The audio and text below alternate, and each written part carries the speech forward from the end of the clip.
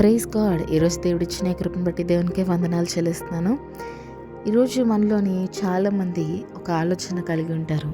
అదేంటంటే, నాకు దక్కాలి అని అనుకున్నది నాకు దొరకట్లేదు, నాది అని అనుకున్నది చేజారిపోయి వెళ్ళిపోతుంది, నేను పొందుకుంటాను అని ఇప్పటి వరకు అనుకున్నాను, కానీ అది వేరొకరికి దొరికింది అని చెప్పి మీరు చాలామంది కృంగిపోయి ఉన్నారు కదా.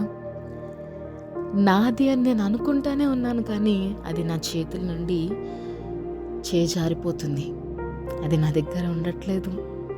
నేను దాన్ని ఎంత పొందుకోవాలని అనుకుంటున్నానో అంత దూరంగా అది నాకు అయిపోతుంది అని చెప్పి ఒక విషయం కోసము మీరు బాధపడుతున్నారా? అయితే దేవుడు ఈరోజు మీతోటే మాట్లాడాలని ఆశపడుతున్నాడు. కీర్తనలు 144వ అధ్యాయము మొదటి నుండి. నాకు ఆశ్రయదుర్గమగు యెహోవా సన్నుతింపబడునుగాక. ఆయన నా చేతులకు యుద్ధమును, నా వ్రేళ్లకు పోరాటమును నేర్పువాడై ఉన్నాడు.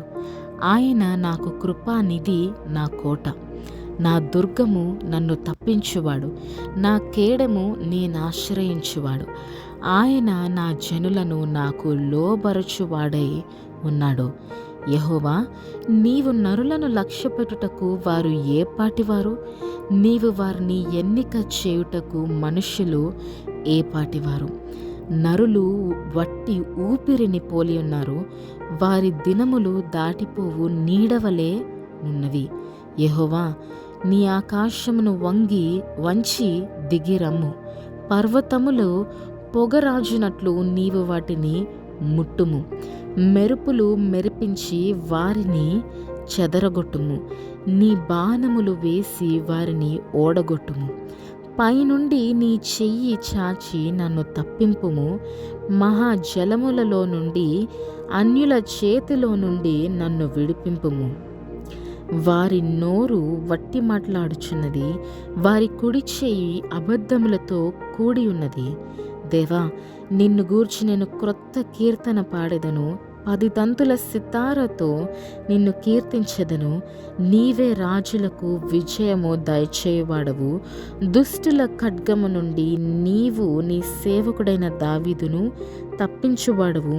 నన్ను తప్పింపుము, అన్యుల చేతుల నుండి నన్ను విడిపింపుము. వారి నోరు వట్టి మాట్లాడుచున్నది, వారి కుడి చెయ్యి అబద్ధముతో కూడి ఉన్నది.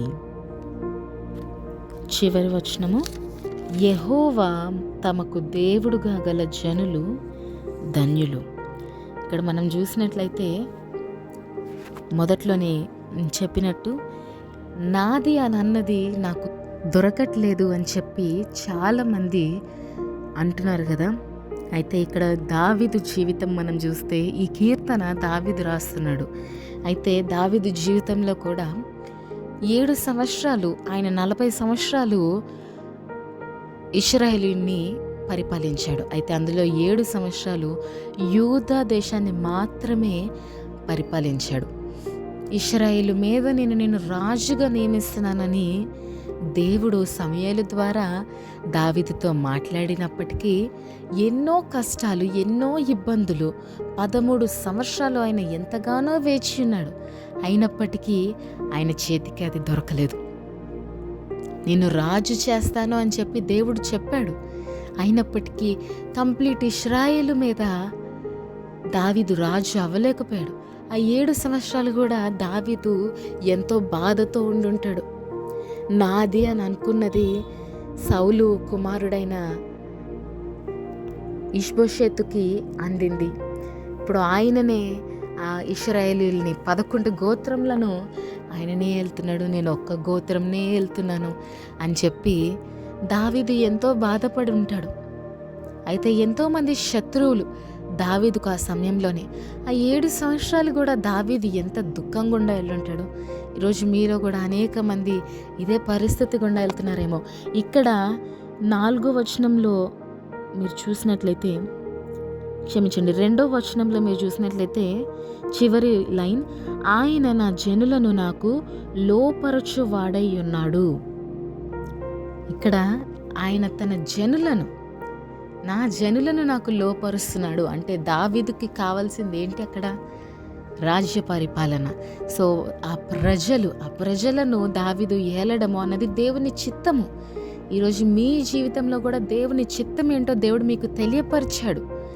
మీరు దానికోసము వేచి ఉన్న సమయంలోని అది మీ దగ్గరికి రావట్లేదు అన్న ఫీలింగ్, అన్న స్థితి మీరు చూస్తున్నారేమో, అది దూరంగా ఉండడము మీరు చూస్తున్నారేమో. అయితే దావీదు ఏమంటున్నాడు? దేవా, నీ ఆకాశములో నుండి దానిని వంచి నువ్వు కిందకి చూడు అని అంటున్నాడు. పర్వతములు పొగరాజునట్లు నీవు వాటిని ముట్టుము, మెరుపులు మెరిపించి నా శత్రువుని చెదరగొట్టు అని చెప్పి దేవునితోటి మొర్ర పెట్టుకుంటున్నాడు. ఈరోజు మీరు కూడా దేవునితోటి మొర్ర పెడుతున్నారా? దేవా, నాకు వ్యతిరేకంగా ఏ ఆయుధమైతే రూపింపబడి ఉన్నదో దానిని నువ్వు లయపరచు ప్రభువా అని చెప్పి మీరు దేవునితోటి పెనుగులాడుతున్నారా? ఆ రోజు యాకోబు ఏ విధంగా అయితే దేవునితోటి పెనుగులాడాడో, ఎంతగా పెనుగులాడాడంటే ఆయన తొడ అక్కడ వసిలినా కూడా అసలు దేవుణ్ణి విడిచిపెట్టకుండా, నువ్వు నన్ను దీవిస్తేనే కానీ నేను నిన్ను విడిచిపెట్టను అని చెప్పి యాకోబు అంతగా దేవునితోటి పెనుగులాడి ఇశ్రాయేలుగా తీర్పు తీర్చబడ్డాడు కదా. ఈరోజు మనము కూడా మనకి ఏదైతే కావాలో దానికోసము దేవుని ఎదుట పెనుగులాడాలి, దేవుణ్ణి అడగాలి. ఈరోజు నిజంగా దేవుణ్ణి కలిగి ఉండడము మనకు ఎంతో గొప్ప ధన్యత అండి. ఎంతమంది అది నమ్ముతున్నారు? ఎంతమంది దానిని అంగీకరిస్తున్నారు? ఈరోజు సృష్టికర్త అయిన దేవుడు, మన తండ్రి, ఇంత గొప్ప భాగ్యము దేవుడు మనందరికీ దయచేశాడు. అయితే 3వ వచనంలో ఒకసారి చదువుకుందాము. యెహోవా, నీవు నరులను లక్ష్య పెట్టుటకు వారు ఏ పాటి వారు, నీవు వారిని ఎన్నిక చేయుటకు మనుషులు ఏ పాటి వారు, నరులు వట్టి ఊపిరిని పోలి ఉన్నారు, వారి దినములు దాటిపోవు నీడవలే ఉన్నవి కదా. నిజంగా నరులను లక్ష్య పెట్టుటకు మనం ఏ పాటి వారము? ఈరోజు దేవుడు మనల్ని ఏర్పరచుకున్నాడు. నరులను ఎన్నుకొనుటకు మనుషులు ఏ పాటి వారు అని చెప్పి దావీదు ప్రశ్నిస్తున్నాడు. ఏ రోజైనా మీకు ఈ ప్రశ్న వచ్చిందా? దేవా, ఈరోజు నన్ను స్పెసిఫిక్గా నువ్వు ఎన్నుకోవడానికి నేను ఏ పాటి వాడినయ్యా, నేను ఏ పాటి దాన్నయ్యా? ఈ ప్రశ్న మీరు వేశారా? ఈరోజు మీరు దేవుని సేవలో ఉంటున్నారేమో, లేకపోతే దేవుని పరిచర్యలో మీరు వాడబడుతున్నారేమో, లేకపోతే దేవుడు మీకు వివిధ రకాలైన పరిచర్యలు ఉన్నాయండి ఈ లోకంలోని, దేవుడు ఇచ్చేవి. కాబట్టి ఏదో ఒక పరిచర్యలో మీరు ఉన్నారేమో. ఈరోజు దేవుని బిడ్డ అని మీరు పిలవబడుతున్నారేమో. అలా పిలవబడ్డానికైనా మనకు అర్హత ఉందా? మనకి యోగ్యత ఉందా?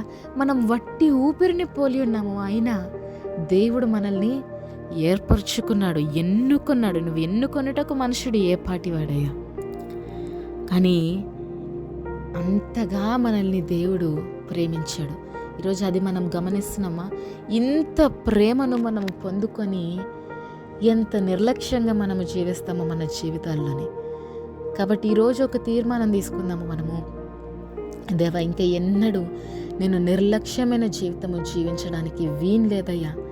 నేను జీవిస్తున్నానంటే అది నీ కోసం మాత్రమే యేసయ్యా అని చెప్పి మనం చెప్పగలగాలి మన జీవితము ద్వారా.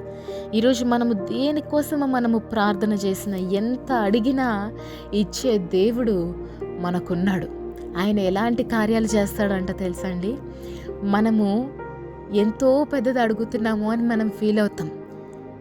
మనం ఒకటి అడుగుతున్నామంటే దానికన్నా మించిన కార్యాలు మన జీవితంలో చేసి ఆయన మనల్ని ఆశ్చర్యపరుస్తాడంట. అప్పుడు మనకు అనిపిస్తుందంట, నేను ఎందుకు ఇంత చిన్నది అడిగాను దేవుని దగ్గర, ఎంతో చేయగలిగిన దేవుని దగ్గర నేను ఎందుకు ఇంత చిన్నది అడిగాను? నేను ఇంత అడిగితేనే నా దేవుడు ఇంత చేశాడు, నేను ఇంకా పెద్దది అడుగుంటే నా దేవుడు అంతకన్నా పెద్దది ఇస్తాడు కదా అన్న ఫీలింగ్ మనకు కలుగుతుంది. అంటే అంత గొప్ప ఆశ్చర్య కార్యములను మన దేవుడు చేయగలడు. ఆయన అంత సమర్థుడు. కాబట్టి ఈరోజు మన చేతికి దక్కట్లేదు, నా చేతికి దక్కట్లేదు, నాది అని అన్నది నా దగ్గర ఉండట్లేదు, నాకు దొరకట్లేదు అని చెప్పి మీరు బాధపడుతున్నారేమో. దేవుడు దానిని తెచ్చి మీ చేతిలో పెట్టబోతున్నాడు. మీరు దేవుడిని అడగడానికి సిద్ధంగా ఉన్నారా? మీరు దేవునితోటి పెనుగులాడడానికి, యాకోబు ఏ విధంగా అయితే పెనుగులాడాడో, దావీదు ఏ విధంగా అయితే దేవుని యొక్క డైరెక్షన్సే మాత్రమే ఫాలో అయ్యాడో, అది చేయడానికి ఈరోజు మీరు సిద్ధంగా ఉన్నారా? దేవుని డైరెక్షన్స్ ఫాలో అవ్వడం అన్నది అంత సులభము కాదు, కానీ దానిని చేయడానికి, దానిని ఫాలో అవ్వడానికి దేవుని కృప మనకి తోడుంటే చాలండి. అది ఎంత కష్టమైనా కూడా మనము ఆ బాటలోని ఎంతో సంతోషంగా నడుచుకుంటూ వెళ్ళొచ్చు దేవుని మార్గంలోని. ఈరోజు ఆయన మార్గములు ఎంతో రమ్యమైనవి. దేవా, నీ మార్గముల కోసము నేను క్రొత్త కీర్తన పాడతాను, క్రొత్త కీర్తన రాస్తాను అని చెప్పి దావీదు అంటున్నాడు. ఈరోజు మనము కూడా ఎంతో గొప్ప దేవుడైన మన యేసయ్యను కీర్తిస్తూ కొనియాడుతూ, దేవా, నా జీవితంలో ఈ కార్యమును జరిగిస్తున్నావు, అందుని బట్టి నీకు వందనాలు. నా దగ్గర ఉండట్లేదు, నువ్వు చెప్పిన వాగ్దానం నాకు దొరకట్లేదు, నేను దానిని చూడట్లేదు, అది వేరే వారికి దక్కడం నేను చూస్తున్నాను కానీ నాకు దక్కడం నేను చూడట్లేదు అన్న ఫీలింగ్లో మీరున్నారేమో. అయితే దేవుడు మీతోటే మాట్లాడుతున్నాడు. నేను చేయబోతున్నాను, నువ్వు అడగడానికి సిద్ధమా? ఈరోజు మనం అడిగితే ఏదైనా చేయగలిగిన దేవుడు మన తోడున్నాడండి. ఈ విశ్వాసంతో మనము ముందుకెళ్దాము.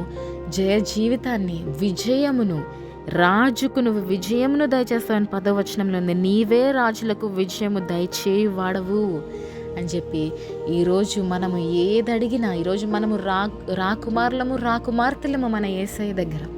కాబట్టి ఆయనను మనం తండ్రిగా పిలుస్తున్నాం కాబట్టి మన తండ్రి మనకి ఏదైనా దయచేయగలడు. అట్టి విశ్వాసంతో మనము దేవుణ్ణి అడుగుదాము, మనం విజయాన్ని పొందుకుందాము. ఈ చిన్న మెసేజ్ మీకు ఆశీర్వాదకరంగా ఉన్నట్లయితే మీ ఫ్రెండ్స్ తోటి, ఫ్యామిలీస్ తోటి షేర్ చేసుకోండి.